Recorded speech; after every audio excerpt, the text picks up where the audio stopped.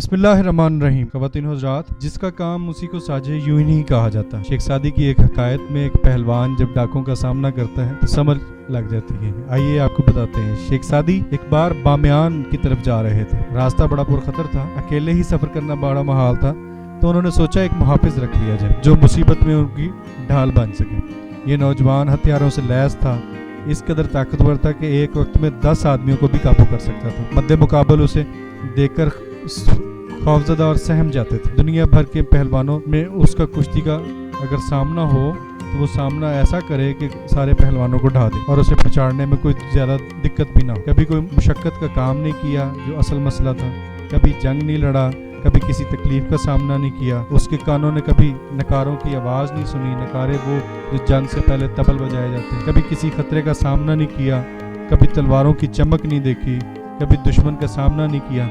लेकिन उसकी कदो-कामत और जसामत ऐसी थी कि दूर दूर से आने वाले उससे दहल जाते थे। लोग उसका डील डॉल देखकर वैसे ही डर जाते थे और नौजवान इसी पर ही बड़ा इतराया करता था। शेख सादी दौरान सफ़र नौजवान की मुख्तलिफ हरकतों को देखते रहे, बगौर उसका मुशाहिदा करते रहे।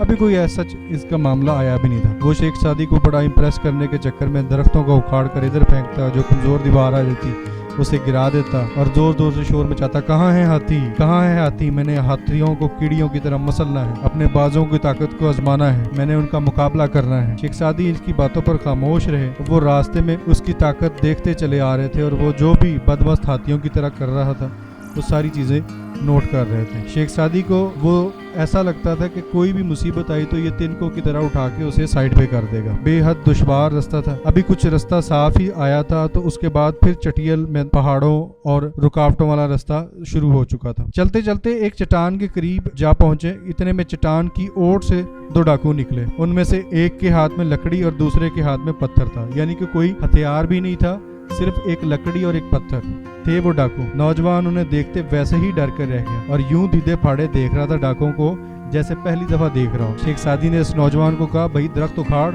अब शुरू कर काम। तुम खड़े खड़े इनका मुंह क्यों देख रहे हो? दुश्मन सर पे और तुम लड़ने की ताकत भी नहीं रखते। हाथियों से तुमने लड़ना था, अब वक्त आ गया, लड़ो, बहादुरी दिखाओ। मगर वो नौजवान साकत व जामद, पाँव उठाना उसके लिए मुश्किल हो गया था। डाकुओं को देखकर वो कभी हिचकोले खाता, कभी हिलने जुलने की सकत ना रही तो आगे पीछे हिलता। यहाँ तक के उनके हाथ में लकड़ी और पत्थर थे तो इसके हाथ से तीर कमान भी जा गिरा और जिस्म पर यूं कपकपी तारी हो गई। शेख सादी ने कहा, बस मेरा जवान तो ढह गया। उन्होंने दानिशमंदी इसी में समझी कि कपड़े और हथियार सब कुछ इनके हवाले कर दें और इससे माफ़ी मांगे। और वहाँ पे उनको समझ आ गई कि जिसका काम उसी को साजे।